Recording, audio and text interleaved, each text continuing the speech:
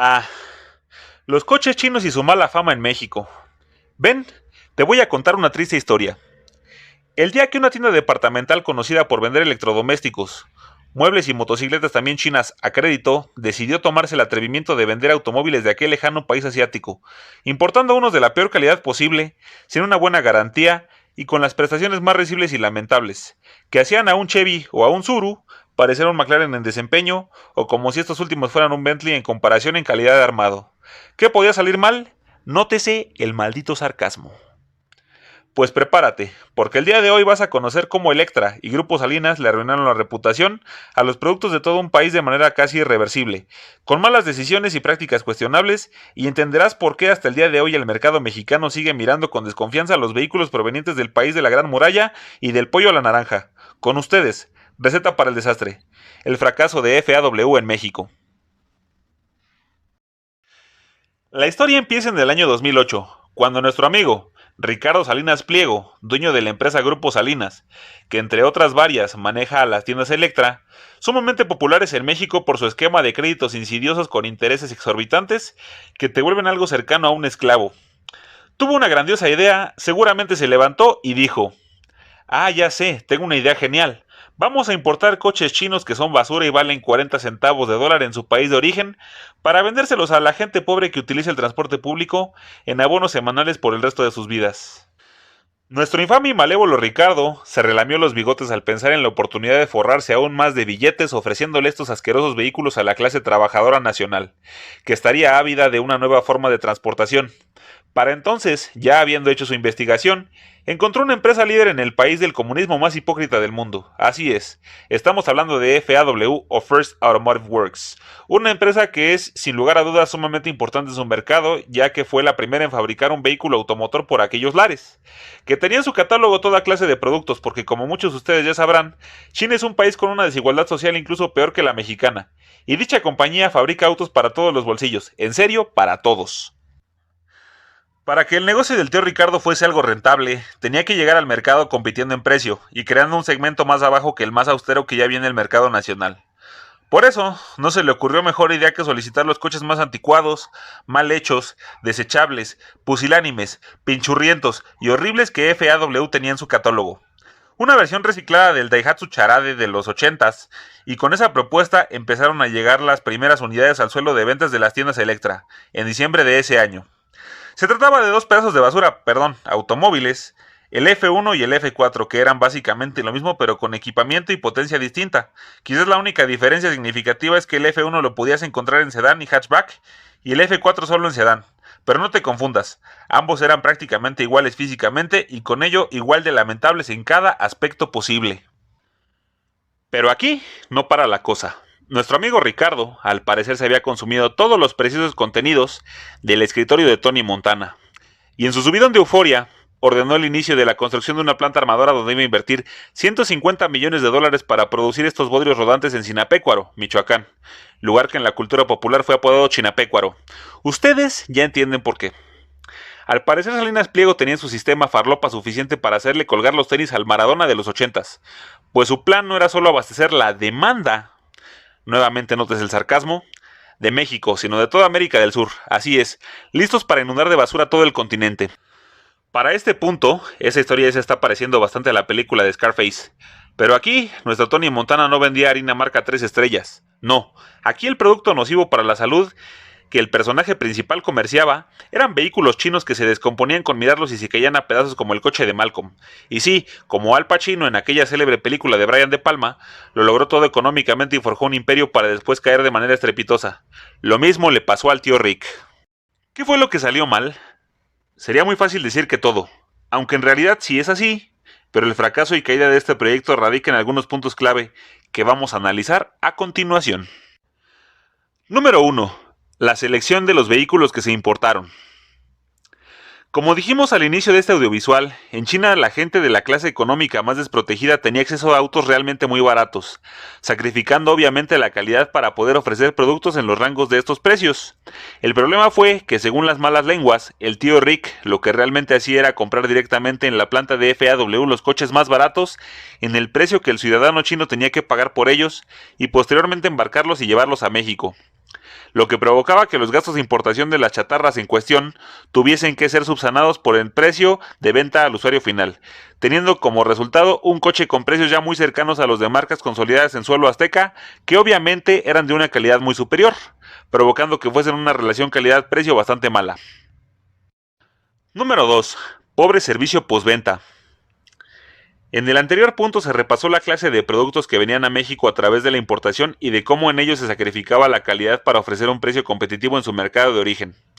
Quien tenga nociones básicas de economía sabrá que al abaratar al máximo un producto se debe fabricar con los materiales más corrientes y de mala calidad posible. Esto repercute directamente en la fiabilidad de un automóvil. Con ese problema en mente, al menos esperaba que Grupo Salinas tuviese la consideración con el comprador de ofrecer una garantía de servicio y mantenimiento para estas cacerolas rodantes. El problema es que para que la venta de estos autos fuese rentable, no podían invertir tanto dinero en una red de servicio útil y confiable. La infraestructura para ofrecer talleres al alcance de los compradores donde su garantía pudiese hacerse efectiva es de millones de dólares. Por lo que de inicio pusieron talleres anexos a sus tiendas Electra, y con el pasar de los meses los reubicaron en otros lugares, que en la mayoría de los casos estaban lejos del punto de contacto que era la tienda, lo que desembocó en una desconexión y una pobre atención, sin mencionar que capacitar mecánicos para atender esos motores, en su mayoría de 3 cilindros, que en México no era algo común, tampoco fue barato. La experiencia del comprador en los mejores casos fue mala.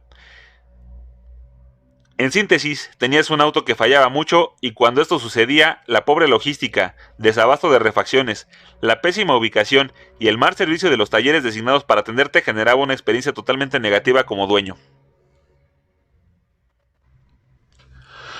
Número 3. La competencia. No es secreto que quien puso el último clavo en el ataúd de esta iniciativa fue el mercado y su variedad, pues el problema que hacía que estos coches fuesen una pésima opción, además de todo lo anteriormente mencionado, es que el comprar uno de estos vehículos a crédito significaba pagar entre un 20 y un 40% más de su valor en el precio de lista, que ya estaba bastante inflado de por sí al cargar a sus espaldas el costo de los aranceles y los gastos de importación a nuestro país, que lo hacía ya más caro que comprar automóviles de segmentos incluso superiores, con mucho mejor equipo, calidad y prestigio en la oferta de los autos usados. O quizás una opción mucho más austera pero mejor construida y fiable de marcas como Chevrolet, Nissan o Volkswagen, que tenían su oferta de autos nuevos por aquellos años, productos que si bien eran igual de deficientes en seguridad, al menos ofrecían mejor fiabilidad, potencia y mucho mejor servicio postventa, que no estaban tan lejos de los precios de los FAW. Pero por si todo esto fuera poco, también estaba la opción de los automóviles importados ilegalmente de Estados Unidos a precios muy económicos. Con todo lo anterior en mente, no tengo ni idea de qué rayos estaba pensando don Ricardo al no haber previsto todo esto, pero en fin, pasemos al siguiente punto. Número 4. La etiqueta. El pueblo de México, no sé por qué, pero navega con una arrogancia y un aire de superioridad autoadjudicado. Pues el mexicano se percibe a sí mismo como habitante de un país superior a todos los vecinos del sur del continente y solo se siente por debajo de los vecinos del norte, Estados Unidos y Canadá, a los que aspira a emular. Con esto en consideración, un gran sector de la población rechazaría categóricamente ser vistos conduciendo un automóvil chino extremadamente barato y mal hecho, vendido en una tienda que en el imaginario colectivo del país tiene reputación de ser una tienda para pobres. Lo anterior puede sonar clasista y despectivo, pero es lo que he podido escuchar cada que se mencionan los coches de FAW en los lejanos recuerdos de aquellos años. Electra es una de las tiendas departamentales que más venden en nuestro país y al mismo tiempo es esa tienda de la que muy poca gente acepta públicamente ser cliente. Una ideología sumamente pretenciosa que demuestra que además de un medio de transporte, un automóvil también es un símbolo de estatus social, y el tener un carro chino de Electra para muchos hubiese sido una vergüenza. La catástrofe era ya algo inminente y se dieron cuenta demasiado tarde. Ofrecer autos chinos a crédito por un precio de 350 pesos semanales, a primera vista podía parecer una buena idea. Pero los 79,000 pesos que costaba el más barato a precio de contado era tomar mucho riesgo para un producto que no había probado su seriedad en el mercado mexicano. Aún así, al menos 5,000 personas se atrevieron y los coches salieron a las calles. Según los números de la propia empresa, las tiendas Electra tenían una base clientelar de 10 millones de personas, de las cuales el 80% no tenían un auto, y por lo visto, la gran mayoría de ellos no estaban dispuestos a esclavizarse con un crédito para obtener un producto mediocre y de origen chino. Los números anteriormente ofrecidos lo prueban. Ni el 1% de la extensa clientela de estas tiendas de conveniencia se arriesgó a comprar sus vehículos, y eso era la primera de las señales de su apocalipsis. Si bien es cierto, los FAW F1 y F4 eran porquerías, no todo lo que la empresa trajo al país era malo. El tercer modelo que llegó, el F5, sí era un producto de calidad depurada, e incluso estéticamente lucía mucho más moderno que sus dos hermanos menores. Contrario al 3 cilindros de un miserable litro y 65 anémicos caballos de fuerza, o al 4 cilindros de 1.3 litros y 85 caballos del F4, el F5 venía equipado con un propulsor mucho más interesante. Montaba un bloque de 4 cilindros de 1.5 litros que era exactamente el mismo que el del Toyota Yaris de aquellos años, y tenía 100 caballos de fuerza. Vaya, para nada estamos hablando de un automóvil deportivo, pero sí que se sentía como un producto de categoría muy superior a sus compañeros de gama y a diferencia de estos, era un producto competitivo en calidad y precio. Le hacía frente sin problemas a los de otras marcas, se sentía bien armado, el manejo era bueno, los materiales eran sorpresivamente mejores a los otros dos FAW e incluso en comparativa con marcas como Renault, Nissan, Volkswagen, Chevrolet o Ford, sacaba algunas ventajas. Este auto tenía un precio de 104,000 pesos de la época, que era algo bastante económico teniendo en cuenta sus bondades, que además tenía un tren motor de origen japonés, lo que le proveía de la fiabilidad que se le negó a los otros vehículos de esta marca china. Para tristeza de muchos, el comprador en México no se informa de manera objetiva y tiende a etiquetar todos los productos de una marca como buenos o malos. No hay términos medios ni un análisis a conciencia de cada una de las opciones que ofrecen las armadoras. De ahí que marcas como Volkswagen tengan tan buena reputación sin realmente merecerlo si hablamos de fiabilidad. Esto fue lo que le cortó las alas al único buen coche que FAW tenía para el mercado mexicano. Un automóvil muy equilibrado y que ofrecía lo que ningún otro por ese precio, provocando que ni con este acierto pudiese levantar cabeza y sellando de manera definitiva el destino de la primera apuesta que alguien hizo por los coches de aquel lejano país de Asia. Los problemas empezaron a acechar la mansión de Salinas Pliego, como lo hizo el ejército de Alejandro Sosa con la morada del cubano más famoso de la historia del cine. Problemas con garantías, ventas muy a la baja, una pésima reputación a los productos FAW fraguándose en el ideario colectivo. En fin, la empresa ya estaba perdiendo dinero a carretadas. En lugar de mantenerse firme y caer luchando duramente como lo hizo el harinero Montana, Salinas optó por esconderse y tratar de ocultar el lodo bajo la alfombra. Solo un año duró su aventura en el negocio de la importación automotriz. En 2009, de manera muy silenciosa, borraron todo rastro de la existencia de la marca FAW de las tiendas Electra. No se llevaron más coches a suelo de ventas, ni se siguió dando servicio a las unidades que ya habían logrado colocar. Al más puro estilo de cualquier padre en México que sale a la tienda a comprar cigarros y no vuelve más, FAW desapareció sin dejar rastro. Salinas fingió que nada había pasado y dejó muchos cabos sueltos en esta historia. Pero principalmente, el que da más coraje es el de todos aquellos que apostaron por un vehículo de esta marca y los dejaron totalmente desamparados a su suerte. Los autos de FAW ya estaban devaluadísimos gracias a su pobre confiabilidad y calidad de armado. Pero si esto no era suficiente, cuando la marca se retiró del mercado y dejó colgados a todos los dueños, llegó otro golpe de knockout, tan duro como los que daba Mike Tyson en los 90s. Los autos, al ser descontinuados y sin un abasto de refacciones, perdieron prácticamente todo su valor, haciendo que quien tenía uno estuviese sentenciado a perder todo su dinero si intentaba venderlo, y por el otro lado seguían atrapados en el rastrero esquema de crédito de las tiendas Electra, pagando algo que pertenecía a un proyecto totalmente muerto, dándole totalmente al traste no solo al nombre de FAW, sino de todos los coches provenientes de China. Estas hojalatas que se caían a pedazos se podían encontrar un par de años después en precios de remate, y por ello terminaron siendo carne de cañón. Muchos los usaron como taxis y los que ya no funcionaban más simplemente eran abandonados en las calles o vendidos como chatarra, cosa que siempre fueron, y algunos otros más se vendieron por piezas. Solo unos pocos pasaron la prueba del tiempo y fueron medianamente bien conservados hasta nuestros días. Aún así, su valor en el mercado de usados es exageradamente bajo, especialmente para los modelos F1 y F4. Esto, debido a que nadie los quiere por ser coches que fallan bastante, estéticamente horribles y que además le dan mala imagen a quien los conduce. Para muestra, podemos encontrar un F1 que aún se mueve en el rango de los 20,000 pesos mexicanos. A ver, pendejo, ni siquiera para contar una historia sirves, tú dijiste que hasta abrieron una fábrica para construir esas putaderas chinas en México, ¿ya se te olvidó?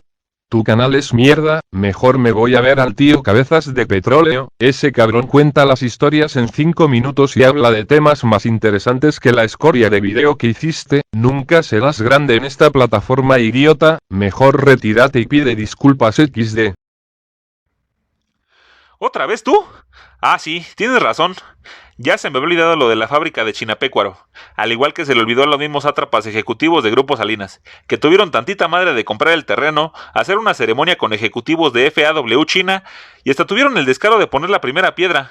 Cuando hicieron todo eso, el tío Ricardo Montana andaba bajo los efectos del talco para bebé y se atrevió a iniciar la construcción de una fábrica para un negocio que ni siquiera sabía si iba a funcionar. Es más, tan enervado estaba ya este sujeto que se envalentonó y dijo que la idea también era exportar estas carcachas a los Estados Unidos de América. Un planteamiento tan pretencioso como una balsa de madera, queriendo declarar la guerra a un buque portaaviones gringo. Para no prolongar más esta historia de fracaso y ambición, la primera piedra se la robaron, el terreno quedó abandonado, FAW se fue de México con la cola entre las patas y Grupo Salinas fingió demencia y tuvieron que pasar 7 años para que otra marca china volviese a intentarlo en México. Pero yo te pregunto, ¿crees que Grupo Salinas y FAW merecían tener éxito en México o crees que su fracaso y retirada fueron algo justo? Déjame tu opinión en la caja de comentarios. Estoy seguro que tendrás cosas muy importantes que compartir conmigo. No olvides suscribirte al canal y activar la campana de notificaciones para ser los primeros en ver nuevos videos. Mi nombre es Roberto y fue un gusto presentarte este material.